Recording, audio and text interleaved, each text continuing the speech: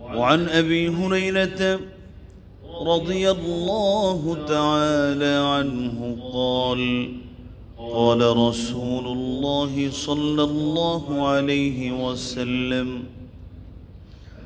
لا تشد الرحال إلا إلى ثلاثة مساجد مسجد الحرام ومسجدي هذا ومسجد الأقصى رواه البخاري ومسلم أو كما قال عليه الصلاة والسلام নামাজে যে দুরূদ পড়ে থাকি মহব্বতের সাথে আদবের সাথে পাঠ করে নি আল্লাহুম্মা সাল্লি আলা মুহাম্মাদ ওয়া আলা আলি মুহাম্মাদ কামা সাল্লাইতা আলা ইব্রাহিম ওয়া আলা আলি ইব্রাহিম ইন্নাকা হামিদুম মাজিদ اللهم بارك على محمد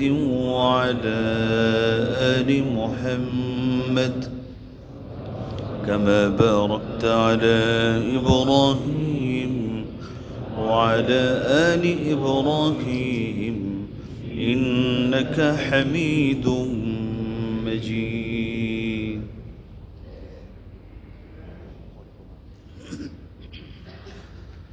আলহামদুলিল্লাহ। সম্মানিত মুসল্লিয়ান, আলোচনার শুরুতেই শুকরিয়া আদায় করছি সেই মহান রব্বুল আলামিনের পবিত্র শাহী দরবারে, যিনি সালাতুল জুমা আদায় করার উদ্দেশ্যে পৃথিবীর এই পবিত্রতম স্থানে আমাদেরকে আসার বসার, কোরআন এবং সুন্নাহ থেকে কথা বলার এবং শোনার তৌফিক করে দিয়েছেন।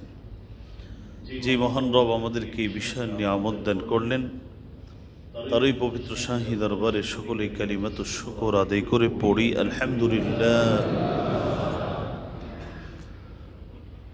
সম্মানিত মুসল্লিয়ান, ইতিমধ্যে আমি আপনাদের সম্মুখে কুরআনুল কারীম সূরাতুল বাকারা এর 125 নং আয়াতের অংশ বিশেষ তেলাওয়াত করেছি। পাশাপাশি সহিহ বুখারী এবং মুসলিম শরীফে উল্লেখিত নবীর বিশিষ্ট সাহাবী হযরত আবু হুরায়রা থেকে বর্ণিত আল্লাহর নবীর এক টুকরো বিশুদ্ধ বাণী আপনাদের খিদমতে আমি আরজ করেছি। আল্লাহ রাব্বুল আলামিন যদি তৌফিক দান করেন, তিলাওয়াতকৃত আয়াত এবং পঠিত হাদিসকে সামনে রেখে নির্ধারিত বিষয়ের উপর কিছু কথা আমি আপনাদেরকে শোনাবার চেষ্টা করব। আসুন আমরা সকলেই মিলে আলোচনার শুরুতে রবের দরবারে দোয়া করি, আল্লাহ যেন আমাকে উপকারী কথা ইখলাসের সাথে বলার, আপনাদের প্রতি পূর্ণ শ্রদ্ধা ভালোবাসা নিয়ে কথাগুলো বলার এবং আমাদের সকলকে আমল করার নিয়তে কথাগুলো শোনার তৌফিক দান করুন, আমিন। সম্মানিত হাজিরিন, আমরা মুত্তাকিদের গুণ নিয়ে দীর্ঘ প্রায় 2 মাস আলোচনা করেছি, আরও বেশি সময়। আসলে মুত্তাকিদের গুণাবলীতে অনেক, আমি কয়েকটি গুরুত্বপূর্ণ গুণ আমি আপনাদের খিদমতে পেশ করেছি। সর্বশেষ মুত্তাকিদের একটি অন্যতম গুণ নিয়ে আলোচনা করেছিলাম যে মুত্তাকিগণ শাআইরুল্লাহ অথবা শিআরে ইসলাম, এটা আরবি শব্দ যার বাংলা হলো ইসলামের মৌলিক নিদর্শনাবলী। কি ইসলামের কিছু মৌলিক নিদর্শনাবলী আছে, কিছু বিশেষ আমল আছে, কিছু বিশেষ স্থান আছে, সময় আছে, যেগুলোকে সম্মান দেওয়া, যেগুলোর প্রতি পূর্ণ ভালোবাসা রাখা, শ্রদ্ধা রাখা একজন মুত্তাকির গুণ। মুত্তাকি হতে হলে এই ইসলামের মৌলিক নিদর্শনাবলীর প্রতি আমার পূর্ণ শ্রদ্ধা ভালোবাসা থাকতে হবে। আমি বুঝার সুবিধার্থে, এটাও অনেক লম্বা আলোচনা, খুব সংক্ষেপে এতটুকু বলি যে এটা বোঝার সুবিধার্থে আমরা আলোচনাটাকে 3 ভাগ করে নিয়েছি। ইসলামের যে সকল মৌলিক নিদর্শনাবলীকে সম্মান দেয়া, সম্মান জানানো, শ্রদ্ধা করা, ভালোবাসা অন্তরে লালন করা একজন প্রকৃত মুমিনের পরিচয়, সেগুলোকে আমরা প্রথমত 3 ভাগ করেছি। প্রথম ভাগটি হলো কিছু সময় এমন আছে যে সময়গুলোকে সম্মান দিতে হয়। বছরের 4টি মাস, শাওয়াল, জিলকত, জিলহজ এবং মুহররম, এই 3 মাস, আর ওদিক দিয়ে হলো রজব মাস। এই 4টি মাসকে সম্মান দিতে হবে। 2 নম্বর হচ্ছে জিলহজের প্রথম 10 দিন, এর প্রতি মুমিনের একটু আলাদা ভালোবাসা, শ্রদ্ধা থাকতে হবে। পূর্ণ রমাদান শুরু থেকে শেষ পর্যন্ত এর প্রতি মুমিন অন্য সময়ের সাথে রমজানকে তুলনা করবে না। সর্বশেষ আলোচনা করেছিলাম ইয়াউমুল জুমআহ, জুমার দিনটা মুমিন আলাদা চোখে দেখবে। অন্যদিন আর এই দিনটা কোনোদিন একজন মুমিন মুত্তাকির কাছে সমান হবে না। বিস্তারিত আলোচনা আমরা গত জুমায় শুনেছি। সেগুলো ছিল সময়ের কিছু সময় এমন যেগুলোকে সম্মান জানাতে হবে। আজকে আমরা 2টো বিষয় নিয়ে আলোচনা শুনব। প্রথমত হলো কিছু স্থান এমন আছে, কিছু জায়গা এমন আছে যে জায়গাগুলোর প্রতি, যে স্থানগুলোর প্রতি একজন মুমিনের পূর্ণ শ্রদ্ধা, ভালোবাসা থাকতে হবে। সেই স্থানসমূহের মধ্য থেকে সর্বপ্রথম স্থান হচ্ছে মসজিদুল হারাম। মসজিদে হারাম এটা হলো শিআরে ইসলাম, ইসলামের এমন এক মৌলিক নিদর্শন যার প্রতি একজন মুমিন যদি নিজেকে মুত্তাকি দাবি করে তাহলে তার প্রতি একটা আলাদা শ্রদ্ধা থাকতে হবে, আলাদা সম্মান থাকতে হবে। মসজিদে হারাম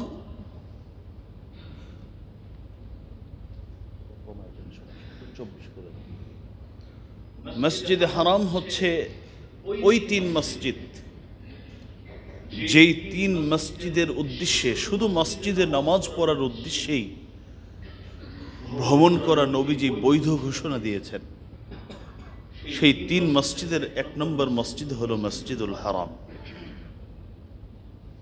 হযরত আবু হুরায়রা থেকে বর্ণিত, বুখারী এবং মুসলিম শরীফের হাদিস, রাসূলুল্লাহ সাল্লাল্লাহু আলাইহি ওয়াসাল্লাম ইরশাদ করেন, লা তুশাদ্দুর রিহাল ইল্লা ইলা 3 মাসাজিদ, মসজিদিল হারাম ওয়া মসজিদি হাযা ওয়া মসজিদিল আকসা। নবী বলেন 3 মসজিদ ছাড়া পৃথিবীর অন্য কোনো মসজিদের দিকে, পৃথিবীর অন্য কোনো মসজিদের দিকে ভ্রমণ করা বৈধ নয়। তবে এই 3 মসজিদে ভ্রমণ করা শুধু বৈধ নয়, বৈধ তো আছেই, বরং এর উদ্দেশ্যে সফর করা এটা বড় ইবাদত। এর মধ্যে 1 নম্বর হলো মসজিদুল হারাম। 2 নম্বর নবীজি বলেন আমার এই মসজিদ, অর্থাৎ মসজিদে নববী। 3 নম্বর হলো মসজিদুল আকসা, বুখারী এবং মুসলিম শরীফের হাদিস। তাহলে মসজিদুল হারামের সর্বপ্রথম আমাকে মাথায় রাখতে হবে এটা হলো সেই 3 মসজিদের প্রথম এবং সর্বোচ্চ সম্মানিত মসজিদ, যেই মসজিদগুলোর দিকে শুধু ভ্রমণ করা যাবে না, বরং যেই মসজিদগুলোর দিকে ভ্রমণ করাই হলো ইবাদত। 2 নম্বর, হযরতে জাবের রাদিয়াল্লাহু তাআলা আনহু থেকে বর্ণিত, নবীজি বলেছেন যে আমার এই মসজিদে কেউ যদি 1 রাকাত নামাজ পড়ে তাহলে তাকে 1 লক্ষ রাকাত নামাজের সওয়াব দেওয়া হবে। হযরতে জাবের থেকে বর্ণিত, ক্বালা রাসূলুল্লাহ সাল্লাল্লাহু আলাইহি ওয়াসাল্লাম, সালাতুন ফিল মসজিদিল হারাম أفضل من 100,000 صلاة فيما سواه। কিয়ামত পর্যন্ত মসজিদ কিন্তু কারুকার্য মণ্ডিত হতেই থাকবে। আপনারা যদি জীবনের সূচনা দেখেন আর এখন দেখেন পরিবর্তন কি পরিমাণ। যদি পৃথিবী আরও 2-4-500,000 বছর পৃথিবী চলে, এমনও হতে পারে আল্লাহর কিছু পেয়ারা বান্দা নিজের অর্থ সম্পদ দিয়ে হয়তো একসময় স্বর্ণের মসজিদও নির্মাণ করতে পারে, অসম্ভবের কিছু নয়। আরও বেশি দামি কিছু দিয়েও নির্মাণ করতে পারে। তবে কিয়ামত পর্যন্ত মসজিদুল হারামের সম্মানের জায়গায় কেউ আসতে পারবে না, কারণ নবীজি বলেছেন এই মসজিদে হারামে নামাজ পড়া অন্য যে কোনো মসজিদের নামাজ থেকে 1,00,000 গুণ বেশি ফজিলতের নামাজ। তার মানে হলো মসজিদুল হারামে একটি সিজদা অন্য মসজিদের 1,00,000 সিজদার থেকে দামি। মসজিদুল হারামের একটি রুকু, একটি কিয়াম, একটি জলসা অন্য মসজিদ থেকে 1,00,000 গুণ মর্যাদাবান। সহিহ তারগীব এবং তারহিবের হাদিস। তাহলে মসজিদুল হারাম সম্পর্কে 2 নম্বর কথা জানলাম। 3 নম্বর হলো মসজিদুল হারাম এমন এক মসজিদ যেই মসজিদের সম্মান বুঝাতে গিয়ে পৃথিবীতে আমার আল্লাহ রাব্বুল আলামিন তার বন্ধু ইব্রাহিমকে বলেছেন আমার মসজিদের খাদেম হয়ে যান আপনি। এই মসজিদুল হারামের আপনি খাদেম হবেন, আপনিও হবেন, আপনার ছেলেও হবে। সূরাতুল বাকারার 125 নম্বর আয়াতে আল্লাহ বলেন ওয়াহিদনা ইলা ইব্রাহিম ওয়া ইসমাঈল আন তাহিরা বাইতিয়া লিত-তাইফিনা ওয়াল আকিফিনা ওয়ার রুকআইস সুজুদ। আল্লাহ বলেন আমি ইব্রাহিম এবং ইসমাঈলকে দায়িত্ব দিয়েছি তারা যেন এই মসজিদুল হারামকে, আমার এই ঘর যেটা আছে এর আশপাশকে তারা যেন খুব বেশি পবিত্র রাখে, খুব বেশি পরিচ্ছন্ন রাখে, কারণ এর সম্মান আলাদা। এই জন্য দেখবেন মসজিদুল হারামে গেলেই একটু পরপর কোনো ময়লা, এত লক্ষ লক্ষ মানুষ কিন্তু ময়লা খুঁজে পাওয়া যায় না। এই মসজিদুল হারাম হযরত ইব্রাহিম এবং ইসমাঈলকে পরিচ্ছন্ন করার নির্দেশ দিলেন, পবিত্র রাখার নির্দেশ দিলেন। পৃথিবীর মানুষকে বুঝাই দিলেন আমার খলিল, আমার বন্ধুকে এর খাদেম বানাইছি, তোমরা বুঝে নাও এর সম্মান কি পরিমাণ। কাদের জন্য পরিচ্ছন্ন রাখবেন? আন তাহিরা বাইতিয়া লিত-তাইফিনা ওয়াল আকিফিনা ওয়ার রুকআইস সুজুদ। যারা তোয়াফ করতে আসবে, যারা এখানে ইতিকাফ করবে, আন তাহিরা বাইতিয়া লিত-তাইফিন ওয়াল আকিফিন ওয়ার রুকআইস সুজুদ। এবং যারা এই মসজিদুল হারামে রুকু করতে আসবে, এই মসজিদুল হারামে যারা সিজদা করতে আসবে, এই মানুষগুলোর জন্য, এই মানুষগুলোর ইবাদতের জন্য হে আমার ইব্রাহিম, হে আমার ইসমাঈল, তোমরা উভয়ে এই মসজিদকে পরিচ্ছন্ন এবং পবিত্র রাখবে। এই 3টি কথা থেকেই পরিষ্কার যে মসজিদুল হারাম এটা কি পরিমাণ সম্মানিত, যে আল্লাহ রাব্বুল আলামিন এই মসজিদুল হারামকে পবিত্র রাখার জন্য পৃথিবীর অন্যতম দামি নবী হযরত ইব্রাহিম এবং হযরত ইসমাঈলকে নির্দেশ দিলেন। তাহলে এই মসজিদুল হারামের প্রতি প্রতিটি মুমিন, সে যেই ভাষার ভাষী হোক না কেন, যদি সে মুমিন হয়ে থাকে এবং সে যদি মুত্তাকি হতে চায়, তাহলে তার অন্তরে এর প্রতি ভালোবাসা থাকতে হবে। 30 বছর আগে যা ছিল এখন আমার এটা বাড়তে হবে, এটা যেন না কমে।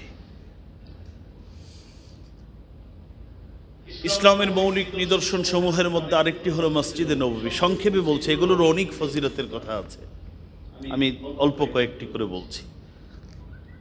অন্যতম একটি নিদর্শন হচ্ছে মসজিদে নববী। মসজিদে নববী যেই মসজিদকে আমার রাসূল সাল্লাল্লাহু আলাইহি ওয়াসাল্লাম নিজে নির্মাণ করেছেন, নিজ দায়িত্বে যেই মসজিদকে নির্মাণ করিয়েছেন।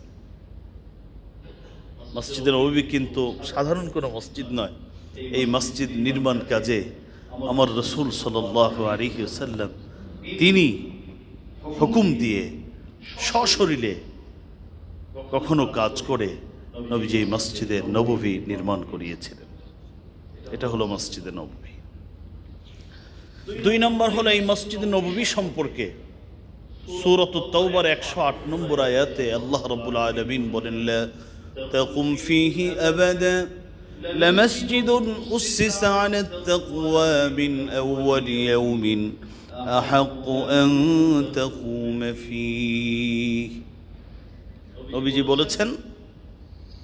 এবং কোরআনের সূরাত তাওবার 108 নম্বর আয়াতের তাফসিরে হযরত আব্দুল্লাহ ইবনে ওমর, যায়েদ ইবনে সাবিত এরকম বড় বড় সাহাবীরা বলেছেন এই সূরাত তাওবার 108 নম্বর আয়াত মূলত মসজিদে নববী সম্পর্কে। যদিও অধিকাংশ মুফাসসিরের বক্তব্য হলো এইটা হচ্ছে মসজিদে কুবা সম্পর্কে, কিন্তু আব্দুল্লাহ ইবনে ওমর, যায়েদ ইবনে সাবিত, আবু সাঈদের মতো সাহাবীরা বলেছেন না, এই 108 নম্বর আয়াত নাজিল হয়েছে মসজিদে নববী সম্পর্কে। আল্লাহ রাব্বুল আলামিন রাসূলকে বলেছেন, হে নবী, আপনার ইবাদত করার উপযুক্ত জায়গা তো সেই মসজিদ যেই মসজিদের ফাউন্ডেশনটাই হলো তাকওয়ার উপরে। পৃথিবীর ফাউন্ডেশন হয় রডের উপরে, সিমেন্ট, ইট, বালু, পাথরের উপরে, আর মসজিদ নববীর ফাউন্ডেশন হয়েছে তাকওয়ার উপরে। 3 নম্বর, মসজিদ নববীর এখানেই আছে সেই আমাদের কাঙ্ক্ষিত জায়গা, রাউযাতুম মিন রিয়াদিল জান্নাহ। আপনাদের মনোযোগ বেশি হতে হবে, তাহলে কথাগুলো সহজে বোঝা যাবে। 3 নম্বর হলো রাউযাতুম মিন রিয়াদিল জান্নাহ, এই মসজিদ নববীর ভিতরেই আছে। হযরত জাবের থেকে বর্ণিত, নবীজি বলেছেন, ক্বালা রাসূলুল্লাহ সাল্লাল্লাহু আলাইহি ওয়াসাল্লাম, ইন্নামা বাইনা মিম্বারি ওয়া হুজরাতি রাউযাতুম মিন রিয়াদিল জান্নাহ। নবী বলেন, আমার এই যে মিম্বার, যেখানে দাঁড়িয়ে আমি তোমাদেরকে খুতবা শোনাই, এই যে আমার ছোট ঘরটি, এই দুয়ের মাঝের যে জায়গাটা, এটাকে তোমরা সাধারণ মনে করো না, এটা হলো রাউযাতুম মিন রিয়াদিল জান্নাহ, জান্নাতের যে বাগান এর একটা টুকরা হচ্ছে এটা। এই হাদিসের ব্যাখ্যায় মুহাদ্দিসিনে কেরাম চমৎকার কথা বলেছেন এর মানে কি, রিয়াজুল জান্নাহ, রাউজার মানিটা কি? তো মুহাদ্দিসিনে কেরাম বলেছেন এর দুটো অর্থ হতে পারে। 1 নম্বর হলো যারা রাউযাতুম মিন রিয়াদিল জান্নাতে গিয়ে আল্লাহর জন্য ইবাদত করবে, আল্লাহ রাব্বুল আলামিন তাদের জন্য জান্নাতের পথটাকে সহজ করে দিবেন, আল্লাহর জন্য যদি কেউ ইবাদত করতে পারে। 2 নম্বর ব্যাখ্যা হচ্ছে এটা আসলেই জান্নাতের একটা টুকরা। কিয়ামত দিবসে যখন বিচার সম্পন্ন হয়ে যাবে, জান্নাতীদেরকে জান্নাতে যাওয়ার নির্দেশ দেওয়া হবে, জাহান্নামীদেরকে জাহান্নামে পাঠাবার নির্দেশ দেওয়া হবে, তখন আমার আল্লাহ রাব্বুল আলামিন এই মসজিদ নববীর এই টুকরাটাকে জান্নাতের যে বাগান তার সাথে মিলিয়ে দিবেন। এটা হলো রিয়াদুল জান্নাহ। এই রাউযাতুম মিন রিয়াদিল জান্নাহ কোথায়? এটাও মসজিদে নববীর ভিতরে। নবীজির একটা মিম্বার আছে, হাদিসের মধ্যে এসেছে তুরআতুম মিন তুরাইল জান্নাহ। এই মিম্বার হলো জান্নাতে ঢোকার গেট, অর্থাৎ রিয়াজুল জান্নাহ নবীজি এখান থেকে ঢুকতেন। নবীজি বলেছেন এটা হলো জান্নাতে প্রবেশের গেট হচ্ছে আমার এই মিম্বার। এখানেই তো এই মসজিদে নববীর ভিতরেই শুয়ে আছেন শাহে মদিনা মুহাম্মদুর রাসূলুল্লাহ সাল্লাল্লাহু আলাইহি ওয়াসাল্লাম, সাইয়্যিদুল আম্বিয়া, সাইয়্যিদুল মুরসালিন, সাইয়্যিদুল আতকিয়া, শাফিউল মুযনিবিন, আমাদের মতো অপরাধী মানুষদের জন্য সাহেবুল হাউজ আল কাউসার, সাহেবুল শাফাআহ, আমাদের মতো অপরাধীদের সুপারিশ যিনি করবেন, যেটা আমাদের একেবারে একমাত্র সর্বশেষ ভরসা বলা চলে, যার সুপারিশে অসংখ্য অগণিত মানুষ, অপরাধী মানুষ জাহান্নাম থেকে জান্নাতে যাবেন। সেই মহান ব্যক্তি, সেই মহানবী এখানেই শুয়ে আছেন। এই উম্মতে মুহাম্মাদীতে পৃথিবীতে কত ইসলামী স্কলার দেখেছেন, কিন্তু যেই দুজন মানুষের উপরে কোনো মানুষের সম্মান কোনোদিন বাড়বে না, সাইয়্যিদুনা আবু বকর, সাইয়্যিদুনা ওমর, তারাও এই মসজিদে নববীতে শুয়ে আছেন। এটা হলো 2 নম্বর মসজিদ। এই মসজিদে নববীর কথা যখনই উচ্চারিত হবে, যখনই চোখের সামনে আসবে, আমার মধ্যে একটা ভিন্ন রকম অনুভব তৈরি হতে হবে, একটা শ্রদ্ধা, একটা ভালোবাসা, একটা অনুভূতি আমার মধ্যে জাগ্রত হতে হবে, তবে আমি ধীরে ধীরে মুত্তাকিদের দফতরে আমার নামটা লিখাতে পারবো। 3 নম্বর মসজিদুল আকসা। মসজিদুল আকসা এটা হলো পৃথিবীর দ্বিতীয় মসজিদ। মসজিদুল হারাম হচ্ছে পৃথিবীর পহেলা মসজিদ, আর দ্বিতীয় মসজিদ পৃথিবীতে কোনটি? মসজিদে নববী, মসজিদুল আকসা। এই সেই মসজিদ যেই মসজিদে একই মুহূর্তে পৃথিবীর সকল নবী রাসূল একসাথে নামাজ আদায় করেছিলেন। মসজিদে নববীতে সব নবী রাসূল নামাজ পড়েন নাই, কিন্তু মসজিদুল আকসা এমন এক মসজিদ যেই মসজিদে সাইয়্যিদুনা আদম আলাইহিস সালাতু ওয়াস সালাম থেকে নিয়ে রাসূল করিম সাল্লাল্লাহু আলাইহি ওয়াসাল্লাম পর্যন্ত প্রত্যেক নবী এই মসজিদে নামাজ আদায় করেছেন এবং এর ইমামতি করেছিলেন রাসূল করিম সাল্লাল্লাহু আলাইহি ওয়াসাল্লাম। 3 নম্বর এই মসজিদ হলো ওই মসজিদ, আমার আল্লাহ বলেছেন যে এই মসজিদের চতুর্পাশে আমি বরকত ঢেলে রেখেছি। 4 নম্বর হলো এই মসজিদুল আকসা সেই মসজিদ যেই মসজিদের চতুর্পাশে আমার আল্লাহ রাব্বুল আলামিনের অগণিত নবী এবং রাসূল শুয়ে আছেন। বহু নবী রাসূল ওখানে শুয়ে আছেন, এর বাসস্থান ছিল তাদের এখানে। শত শত নয়, হাজারের উপরে, কোনো কোনো বর্ণনা আসছে হাজারের উপরে নবী রাসূল এই মসজিদুল আকসা ঘিরে বসবাস করেছেন। কিন্তু আরেকটি কথা যেটা আজকে আপনাদেরকে শোনানো খুবই প্রয়োজন, মসজিদুল আকসা হচ্ছে ওই মসজিদ যেই মসজিদে কোনো মুমিন যদি নামাজের উদ্দেশ্যে চলে যায় আর সেখানে গিয়ে একটু নামাজ আদায় করতে পারে, তাহলে সে বাসা থেকে যাওয়ার সময় তার কাঁধে, তার মাথায় যদিও গুনাহের বিশাল বোঝা থাকবে, যখন ফিরবে তখন নিষ্পাপ শিশুর মতো হয়ে ঘরে ফিরবে।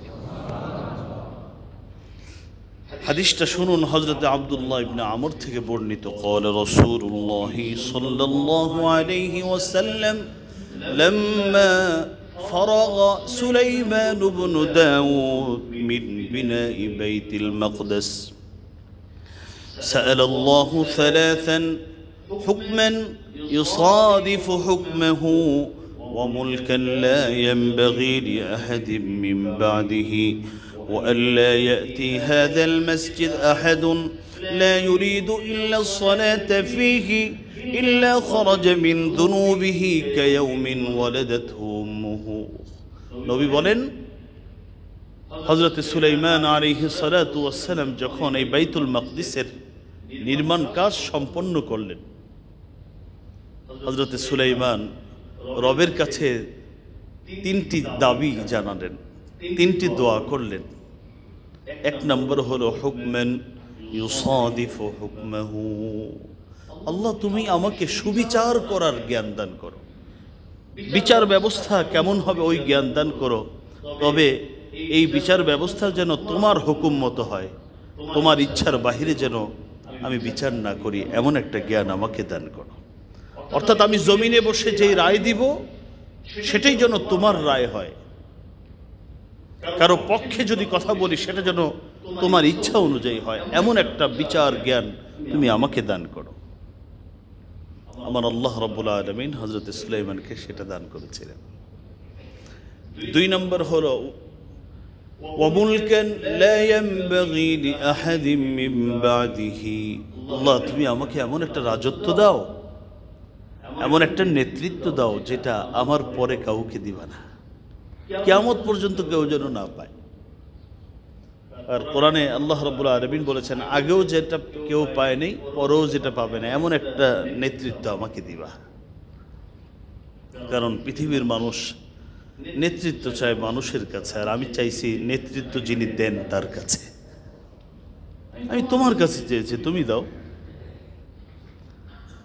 তিন নম্বর তিনি দোয়া করলেন, ওয়াল্লা ইয়াতি হাযাল মাসজিদ আহাদুন লা ইউরিদু ইল্লা আস-সালাতা ফীহি ইল্লা খারাজা মিন যুনুবিহি কায়াউমিন ওয়ালাদাতহু উম্মুহু।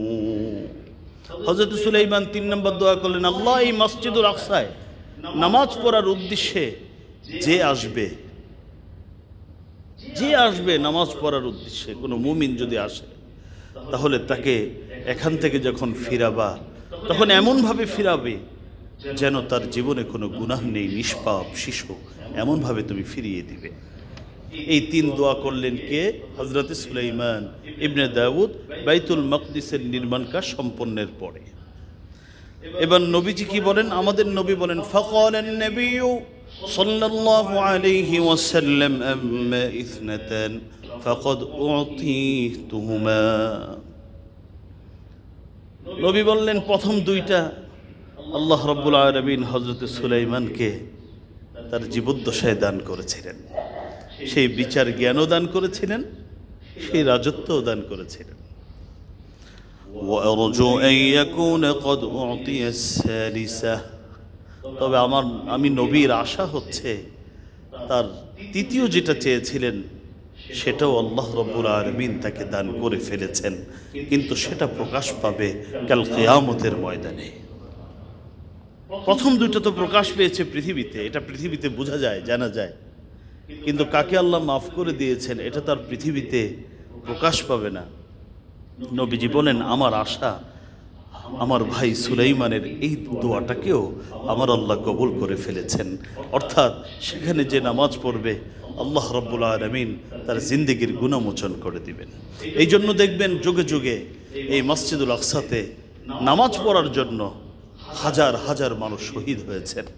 কারণ আমি নামাজ পড়তে যদি বের হই তাহলে আমার আল্লাহ রাব্বুল আলামিন মসজিদ থেকে ফেরার সময় আমাকে নিষ্পাপ করে ফিরাবেন।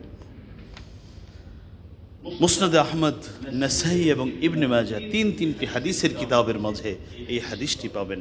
সুতরাং মসজিদুল আকসা নামটা যখনই উচ্চারিত হবে, মসজিদুল আকসার দৃশ্য যখনই আমার আপনার চোখের সামনে আসবে, আমি যদি নিজেকে মুত্তাকি হিসাবে গড়তে চাই তাহলে এর প্রতি আমার একটা ভিন্ন ভালোবাসা, শ্রদ্ধা আমার অন্তরে জাগ্রত হওয়া লাগবে। 4 নম্বর হলো মক্কাতুল মুকাররমা। এটাও শায়ের ইসলাম, এগুলো অন্যান্য দর্শনীয় জায়গা নয়। হাদিসে কি বলা হচ্ছে আপনার দুই একটা হাদিস শুনলেই বুঝবেন। এই মসজিদুল মক্কাতুল মুকাররমা, এই মক্কাতুল মুকাররমাকে আমার আল্লাহ বলেছেন, নবী বলেছেন পৃথিবীর সর্বোত্তম শহর, আমার আল্লাহর কাছে পৃথিবীর সবচেয়ে পছন্দের শহর। কার পছন্দের? আমার আল্লাহর পছন্দের। তিরমিজি শরীফের হাদিস, হযরত আব্দুল্লাহ ইবনে আদি থেকে বর্ণিত হাদিস। নবীজি বলেছেন, ওয়াল্লাহি ইন্নাকি লাখায়রু আরদিল্লাহ ওয়া আহাব্বু আরদিল্লাহ ইলাল্লাহ। আল্লাহর কসম, মক্কার দিকে তাকিয়ে তাকিয়ে আমার নবী বলছিলেন, আল্লাহর কসম, হে মক্কা, হে মক্কাতুল মুকাররমা, শুনে নাও, নিশ্চয়ই তুমি, আমার আল্লাহ পৃথিবীতে যত জমিন সৃষ্টি করেছেন এর মধ্যে তুমি হচ্ছে সব থেকে উত্তম জমিন, তুমি আল্লাহর কাছে সবচেয়ে পছন্দের জমিন। ওয়ালাউলা আন্নী উখরিজতু মিনকি মা খরাজতু।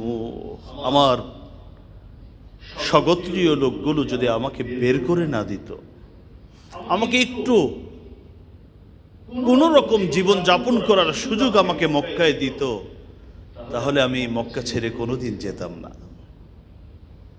নবীজি যখন মক্কা থেকে বের হন তখন এভাবে তাকিয়ে তাকিয়ে বলছিলেন। তিরমিজি শরীফের হাদিস। তাহলে মক্কা হচ্ছে পৃথিবীর সব থেকে উত্তম এবং আল্লাহর কাছে সব থেকে পছন্দের জায়গা। এই জন্য নবীজি পছন্দের জায়গায় থাকার চেষ্টা করেছিলেন, কিন্তু স্বগোত্রীয় লোকদের অত্যাচারে তিনি থাকতে পারেননি। এই মক্কাই হচ্ছে ওয়াহি, যেটা কোরআন, এই কোরআনের অবতীর্ণের প্রথম জায়গা। এই মক্কাকে আল্লাহ রাব্বুল আলামিন হারাম করেছেন। দেখবেন ওখানে লেখা আছে হারাম, এটা সম্মানিত জায়গা। কেমন সম্মান দেখেন নবী কি বলেন হাদিসের মধ্যে, হযরত আবু হুরায়রা থেকে বর্ণিত, বুখারী এবং মুসলিম শরীফের হাদিস। আল্লাহ রাসূল বলেন, ইন্না মক্কা হারামাহা আল্লাহ ওয়া লাম ইউহাররিমহা আন-নাস। নবী বলেন, হে পৃথিবীর মানুষ, তোমরা একটা কথা খুব মনোযোগ সহকারে শোনো। এই মক্কাকে সম্মান আমি দেইনি, এই মক্কাকে সম্মানিত করেছেন আমার আল্লাহ। ওয়ালাম ইউহাররিমহা আন-নাস, পৃথিবীর কোন মানুষ এই মক্কার সম্মান দিতে পারে নাই। এই মক্কার সম্মান আমার আল্লাহ বাড়িয়ে দিয়েছেন। ফালা ইয়াহিল্লু লিইমরিইন ইউমিনু বিল্লাহি ওয়াল ইয়াউমিল আখির আন ইয়াসফিকা বিহা দিমাআন দামান ওয়ালা ইয়াদিলা বিহা শাজারা। সুতরাং এই মক্কার যে হারাম যে জায়গাটা, এর মধ্যে কোনো মুসলমানের জন্য এটা বৈধ হবে না যে সেখানে রক্ত প্রবাহিত করবে। কারো রক্ত প্রবাহিত করা বৈধতা সেখানে নেই। সেখানে কেউ অপরাধ করলে তাকে বাহিরে নিয়ে সাজা দিবে, ওখানে সাজা দেওয়ার সুযোগ নেই। এমনকি ওখান থেকে একটা গাছ উঠাবার পারমিশন আমার নবী দেননি, বলেছেন এখান থেকে একটি গাছ পর্যন্ত উঠানো যাবে না, কাটা যাবে না। বুখারী এবং মুসলিম শরীফের হাদিস। কারণ এটা হলো সম্মান, কে দিয়েছেন? আমার আল্লাহ দিয়েছেন। এই শহরটাকে আল্লাহ রাব্বুল আলামিন নিরাপদ করেছেন।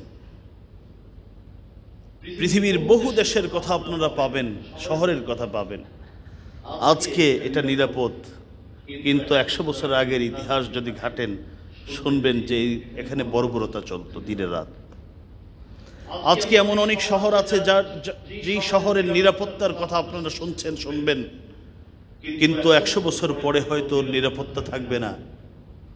কিন্তু পৃথিবীর শুরু দিন থেকে কিয়ামত পর্যন্ত সবথেকে নিরাপদ জায়গা, পৃথিবীর সবথেকে নিরাপদ জায়গা আল্লাহ রাব্বুল আলামিন এই মক্কাতুল মুকাররমাকে করেছেন। সেই কথাটি আমার আল্লাহ কোরআনে বিভিন্ন জায়গায় বলেছেন, ওয়াত-তিনি ওয়াজ-যাইতুন ওয়া তুরি সিনিন ওয়া হাযাল বালাদিল আমিন। আমার নবী শপথ করে বলেছেন, আমি এই মক্কাতুল মুকাররমা, এই পবিত্র নিরাপদ নগরীর শপথ করে আমি তোমাদেরকে কথা বলছি। এই মক্কাটাকে আবার আল্লাহ নিরাপদ করেছেন। পৃথিবীর সবথেকে বড় ফিতনা দাজ্জালের ফিতনা, এই দাজ্জালের ফিতনা থেকেও আমার আল্লাহ রাব্বুল আলামিন মক্কা এবং মদিনাকে নিরাপদ রাখবেন। দাজ্জালের পাওয়ার तमाम বিশ্বে ছড়িয়ে পড়বে, তার অনিষ্টতা, তার দৌরাত্ম্য तमाम পৃথিবীতে ছড়িয়ে পড়বে, কিন্তু এই মক্কা এবং মদিনার মধ্যে তার দৌরাত্ম্য সেখানে চলবে না। হাদিস শরীফের মধ্যে আসছে, বুখারীর হাদিস, হযরত আনাস ইবনে মালিক থেকে বর্ণিত, রাসূলুল্লাহ সাল্লাল্লাহু আলাইহি ওয়াসাল্লাম বলেন, লাইসা মিন বালাদিন ইল্লা সায়াতুহু দাজ্জাল। পৃথিবীর এমন কোন শহর নাই যেই শহরে দাজ্জাল প্রবেশ করবে না। ইল্লা মক্কা ওয়াল মদিনা, তবে মক্কা মদিনায় দাজ্জাল ঢুকতে পারবে না। কেন? লাইসা লাহু মিন নিকাবিহা নাকাবুন ইল্লা আলাইহিল মালাইকা সাফিনা ইয়াহরুসুনাহা। কারণ এই মক্কা এবং মদিনার প্রতিটি প্রবেশ পথের শুরুতেই, প্রতিটি গলির শুরুতেই আমার আল্লাহ রাব্বুল আলামিন এমন কিছু ফেরেশতা নিয়োজিত করে রেখেছে যারা সারিবদ্ধ হয়ে দাঁড়িয়ে আছে। যখনই দাজ্জাল ঢুকতে শুরু করবে তো ফেরেশতারাই দাজ্জালের মোকাবেলা করে তাকে পাঠিয়ে দিবে, ওরা মক্কা এবং মদিনায় প্রবেশ করতে পারবে না। তাহলে প্রতিটি মুমিনের কাছে মক্কাতুল মুকাররমাটা শায়ের, খেয়াল রাখতে হবে, এটা ইসলামের একটা মৌলিক নিদর্শন। এর প্রতি যে যা বলুক আমার মুখ দিয়ে অশ্রদ্ধা বুঝায়, ভালোবাসার কমতি বুঝায়, এমন কোনো কথা কিয়ামত পর্যন্ত যেন, মৃত্যু পর্যন্ত আমাদের মুখ থেকে বের না হয়। শিআরে ইসলামের মধ্যে আরেকটি অন্যতম হলো আল কাবাতুল মুআজ্জামা, সেই কালো ঘরটা। মসজিদে হারাম হলো একটা, আর কাবা হচ্ছে আরেকটা। কাবা তো সেই ঘর যেই ঘরকে আমার আল্লাহ রাব্বুল আলামিন 10 বার এ পর্যন্ত বিশুদ্ধ মতে 10 বার নির্মাণ করা হয়েছে, সংস্কার নির্মাণ করা হয়েছে 10 বার। প্রথম আমার আল্লাহ রাব্বুল আলামিন পৃথিবীর কোনো মানুষকে ওখানে হাত দিতে দেন নাই। যারা নিষ্পাপ, যারা কোনো অপরাধ করে না, সেই ফেরেশতাদেরকে দিয়ে আগে নির্মাণ করিয়েছেন। এরপরে পৃথিবীতে হযরত আদম এবং তার সন্তান হযরত শীস এদের মাধ্যমে নির্মাণ কাজ করিয়েছেন। এ হলো কাবা। কাবা হচ্ছে পৃথিবীর প্রথম ঘর। সূরা আলে ইমরানের 96 নং আয়াতে আল্লাহ সেই কথা বলেছেন। আল্লাহ বলেছেন, ইন্না আউওয়ালা বাইতিন উদিআ লিন-নাসি লাল্লাযী বিবাক্কাতা মুবারাকান ওয়া হুদাল লিল-আলামিন। এটা হলো পৃথিবীর প্রথম ঘর, যেই ঘরটা পৃথিবীতে বানানো হয়েছে কোনো এক পরিবারের কল্যাণের জন্য নয়, বরং तमाम পৃথিবীর সকল মানুষের কল্যাণের জন্য। আপনার বাসা, আমার বাসা শুধু একটা পরিবারের জন্য, কিন্তু ওই ঘরটা কার? সবার। এটা সৌদি সরকারেরও না, এটা तमाम পৃথিবীর সকল মুসলমানের উপকারার্থে, তাদেরকে হেদায়েত দেওয়ার জন্য আল্লাহ এই ঘরটা নির্মাণ করেছেন। এটা হলো প্রথম কিবলা এবং শেষ কিবলা। প্রথম নবীজি এই মসজিদে হারামের দিকে নামাজ পড়েছেন। মদিনাতে যাওয়ার পরে রাসূলকে বলা হলো যে না, আপনি এবার কোন দিকে পড়বেন? মসজিদে আকসার দিকে। 16-17 মাস মসজিদে আকসার দিকে নামাজ পড়লেন। পরবর্তীতে আবার আমার আল্লাহ রাব্বুল আলামিন বললেন, না, আপনার মনের চাওয়া হচ্ছে মসজিদে হারাম, ঠিক আছে, কিয়ামত পর্যন্ত কিবলা আর পরিবর্তন হবে না, কিবলা একটাই থাকবে, মসজিদুল হারাম। হে নবী, আপনার চাওয়া অনুযায়ী আমি মসজিদুল হারামকে কিবলা বানিয়ে দিলাম। এটা হলো আমাদের কিবলা। শুধু তাই নয়, মসজিদে হারাম তো ওই মসজিদ যেই মসজিদের দিকে যদি মানুষ হেঁটে যায়, কোনো বাহনে চড়ে যায়, তো প্রতিটি কদমে কদমে, প্রতিটি চক্করে মসজিদুল হারামের এই কাবার দিকে অগ্রসর হবে, তো চাকা ঘুরবে, পা অগ্রসর হবে, বিনিময়ে আল্লাহ রাব্বুল আলামিন বান্দার একদিকে গুনাহমোচন করবেন, আরেক দিকে নেক আমল বাড়াতে থাকবেন। এটা এই কাবার ফজিলত। আপনি বাংলাদেশ থেকে কত হাজার কিলোমিটার,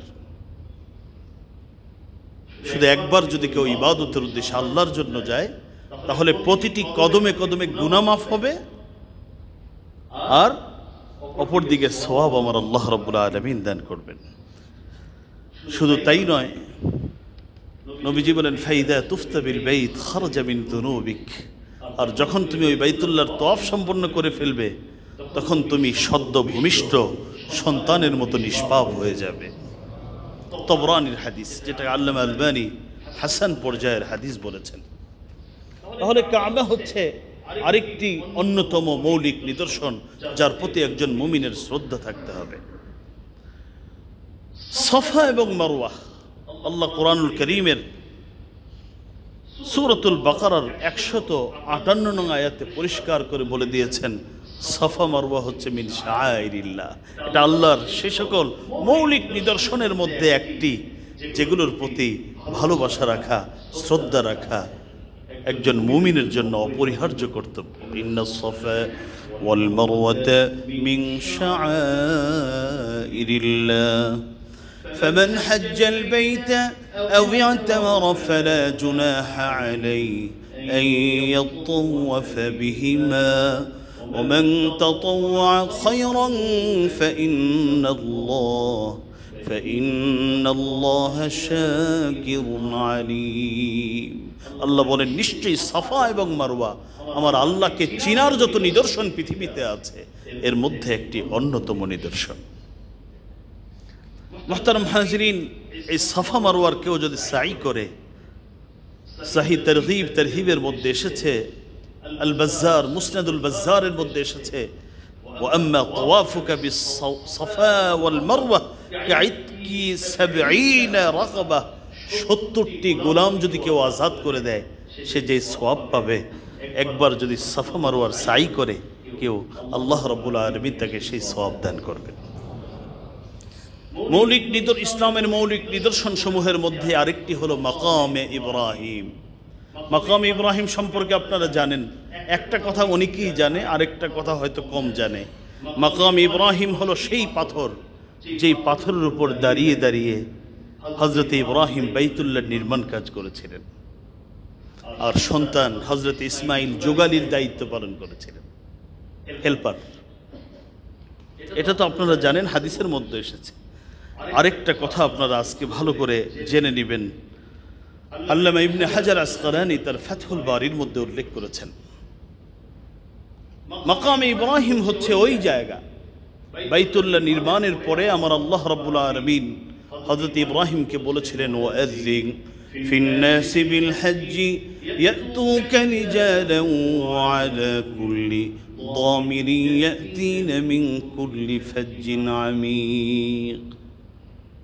হুকুম দিলেন, ইব্রাহিম আমার পক্ষ থেকে এই ঘরের তওয়াফ করার জন্য পৃথিবীর মানুষকে দাওয়াত দাও। হযরত ইব্রাহিম বলেছিলেন, আমার কথা শুনবে কে? আমার আল্লাহ বলেছিলেন, কথা বলার দায়িত্ব তোমার, ঘোষণা দেওয়ার দায়িত্ব তোমার, পৌঁছাবার দায়িত্ব আমার। যেই পাথরের উপর দাঁড়িয়ে তাম পৃথিবীর আল্লাহর এই মেহমানদেরকে দাওয়াত দিয়েছিলেন সাইয়্যিদুনা ইব্রাহিম, সেই পাথরটার নামই হলো মাকাম ইব্রাহিম। এখানে দাঁড়িয়ে ঘোষণা দিয়েছিলেন। নবীজি বলেছেন, সেদিন বাবার ঔরসে মার গর্ভে যত সন্তান ছিল, তারা সেদিন বলেছিল, লাব্বাইক আল্লাহুম্মা লাব্বাইক লাব্বাইক লা শারীকা লাকা লাব্বাইক। যারা এইভাবে সেদিন বলেছিল, যে যতবার বলেছিল, মুফাসসির ইকরাম বলেন সে ততবার জীবনে হজ্জে বাইতুল্লাহ তার নসিব হবে। মুহতারাম হাজিরিন, তাহলে মাকাম ইব্রাহিম হচ্ছে আরেকটি ইসলামের মৌলিক নিদর্শন। এর প্রতি আমার আপনার ভিন্ন শ্রদ্ধা থাকতে হবে। ইসলামের মৌলিক নিদর্শন সমূহের মধ্যে আরেকটি হলো আল হাজরুল আসওয়াদ। আগে ছিল হাজরুল আবিয়াস, সাদা পাথর, আর এখন নাম কি বলে? এটা হাজরে আসওয়াদ, কালো পাথর। আসলে পাথরটা কালো না, পাথরটা সাদাই ছিল, কিন্তু মানুষের গুনাহগুলোকে চষতে চষতে নিতে নিতে এই পাথরটা কালো হয়ে গেছে। নবীজি কি বলেন শুনুন, তিরমিজির হাদিস, ইবনে আব্বাস থেকে বর্ণিত, আল্লাহ রাসূল বলেন, নাযারাল হাজরুল আসওয়াদ মিনাল জান্নাহ। এই হাজরে আসওয়াদ হলো জান্নাত থেকে আগমনকারী একটা পাথর। ওয়া হুয়া আশাদ্দু বায়াদান মিনাল লাবান ফাসাওয়াদাতহু খাতায়া বনি আদম। নবী বলেন, এটা ছিল দুধের থেকেও আরো সাদা, তবে বনি আদমের গুনাহ নিতে নিতে এটা কালো হয়ে গেছে। তিরমিজি শরীফের হাদিস। সুবহানাল্লাহ। এই পাথরটা সম্পর্কে ইবনে আব্বাসের আরেক বর্ণনা, এটাও তিরমিজির হাদিস। নবীজি হাজরে আসওয়াদ সম্পর্কে বলেন, ওয়াল্লাহি লা ইয়াবআসান্নাহু ইয়াওমাল কিয়ামাহ লাহু আইনান ইউবসিরু বিহিমা ওয়া লিসানুন ইয়ানতিকু বিহি ইয়াশহাদু আলা মান ইসতালামাহু বিহক। আল্লাহ রাব্বুল আলামিন এই হাজরে আসওয়াদকে কিয়ামতের মাঠে উপস্থিত করবেন। ভালো করে শুনুন, হাজরে আসওয়াদকে কিয়ামতের মাঠে আমার আল্লাহ উপস্থিত করবেন। তবে এই হাজরে আসওয়াদের যে আকৃতি, সেদিন সে আকৃতি থাকবে না, বরং হাজরে আসওয়াদকে আমার আল্লাহ রাব্বুল আলামিন দুটো চোখ দান করবেন। সেদিন তাকে কথা বলার ক্ষমতা দিবেন। নবীজি বলেন, যারা নাকি হাজরে আসওয়াদকে আল্লাহর জন্য চুম্বন করেছে, দূর থেকে হোক, সামনে থেকে হোক, স্পর্শ করে হোক, যেভাবে হোক, যারা চুম্বন করেছে, তাদের পক্ষে সেদিন হাজরে আসওয়াদ কথা বলবে, তাদেরকে চিনবে, তাকে ডাক দিয়ে বলবে, এই আব্দুর রহমান, আসো, তুমি না আমাকে চুম্বন করেছিলে? হ্যাঁ, আমি চুম্বন করেছিলাম আল্লাহর জন্য, আসো, তোমার জন্য আমি আল্লাহর কাছে সুপারিশ করব। তিরমিজির হাদিস। তাহলে হাজরে আসওয়াদ হচ্ছে ইসলামের একটি মৌলিক নিদর্শন। এর প্রতি আমার ভিন্ন রকম ভালোবাসা, শ্রদ্ধা, সম্মান আমার মৃত্যু পর্যন্ত থাকবে। আরেকটি হলো মাউ জামজাম, কত ব্র্যান্ডের পানি তো আপনারা পান করেছেন, করবেন, তবে জমজম পানিটা দেখলে কখনো পানি তৃষ্ণা নেই, তারপরেও যদি সামনে জমজম আসে সঙ্গে সঙ্গে ওখান থেকে একটু পানি মুখে নেওয়ার চেষ্টা করবে, কারণ এটা ইসলামের শিআর। এগুলো হজের কোনো নয়, এটা ইসলামের শিআর। হজ না করলেও যদি জমজম যেখানে পৌঁছায় ওর প্রতি আমার আপনার একটা বিশেষ শ্রদ্ধা থাকতে হবে, কারণ এই জমজম সম্পর্কে নবীজি হাদিসের মধ্যে এসে বলেন, ইন্নাহা মুবারাকুন ইন্নাহা তুআমু তুমিন, এটা হলো যাদের খাদ্য দরকার তাদের খাদ্যের জন্য এটি যথেষ্ট। যুগে যুগে বহু মানুষ শুধু হজ এই জমজমের পানি পান করে একদিন দুদিন নয়, মাস পর্যন্ত অতিবাহিত করেছেন শুধু জমজম পানি পান করে, অসুস্থ হয়নি। জমজম সম্পর্কে এটা সহিহ মুসলিমের হাদিস। আর জমজম হচ্ছে ওই পানি, সুবহানাল্লাহ, যেই পানি সম্পর্কে এসেছে মা ও জমজম লিমা শুরিবা লাহ, জমজমের পানি তো ওই পানি, পানিটা হাতে নিয়ে যেই দোয়া করবে আমার আল্লাহ তার সেই দোয়াটাকেই কবুল করে নেবেন। আল্লাহু আকবার। বিখ্যাত মুহাদ্দিস আব্দুল্লাহ ইবনুল মুবারক বলেন, আমি জীবনে যতবার জমজমের পানি আমার মুখের সামনে এনেছি আমি একটা দোয়া করেছি, হে আল্লাহ, কিয়ামতের মাঠে যেদিন পানি থাকবে না, 50,000 বছরের একটা দিন হবে, পানির জন্য যেদিন মানুষের কলিজা পর্যন্ত বের হয়ে আসবে, আমি জমজম পানি পান করতেছি, ওদিন যেন আমার তৃষ্ণা আর না জাগ্রত হয়। মুহতারাম হাজরিন, এই স্থানগুলোর প্রতি একটা বিশেষ সম্মান থাকতে হবে। কিছু ইবাদত আছে যার প্রতি আমাদের বিশেষ সম্মান থাকতে হবে। আমি বিষয়টা লম্বা করতে চাচ্ছি না, আমি আজকেই শেষ করতে চাই। সেই ইবাদতগুলোর মধ্যে অনেক ইবাদত, এর মধ্যে একটা অন্যতম ইবাদত হলো তালবিয়া। তালবিয়া আপনারা সবাই পারেন, লব্বাইক আল্লাহুম্মা লব্বাইক লব্বাইক লা শারীকা লাক লব্বাইক ইন্নাল হামদা ওয়ান নি'মাতা লাক ওয়াল মুলক লা শারীকা লাক। এটাকে বলা হয় তালবিয়া। এটা কোনো স্বাভাবিক ইবাদত না, এটা হলো শিআরে ইসলাম। কেউ তালবিয়া পড়তে শুরু করলে সাথে সাথে সুর মিলিয়ে নিজেও পড়তে থাকবেন, লব্বাইক আল্লাহুম্মা লব্বাইক লব্বাইক লা শারীকা লাক লব্বাইক ইন্নাল হামদা ওয়ান নি'মাতা লাক ওয়াল মুলকা লা শারীকা লাক।